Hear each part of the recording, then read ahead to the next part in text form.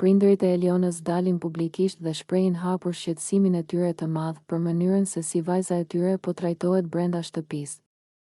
Ata ndihen të lënduar duke parë klipet ku Benita dhe Alba sillen keq me Elionën, e provokojnë, e tallin dhe e vënë në situata të pakëndshme. Për ta, këto sjellje nuk janë thjesht debate të zakonshme mes banorëve, por shkojnë përtej kufive dhe kthehen në një formë të qartë bullizimi që po e prek emocionalisht vajzën e tyre. Prindërit e Elionës kërkojnë zyrtarisht që Benita dhe Alba të eliminohen nga gara, duke argumentuar se askush nuk duhet të kalojë atë që po kalon Eliona, një vajzë që, sipas tyre, ka hyrë në këtë format për të treguar personalitetin e saj, jo për t'u nënshtruar ngacmimeve dhe sjelljeve fyese.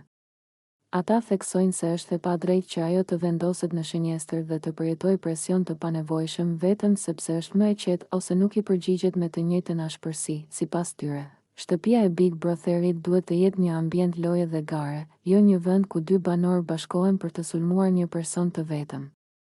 Ata shprehin bindjen se publiku e ka parë qartë situatën dhe se vajza e tyre po bullizohet padrejtësisht.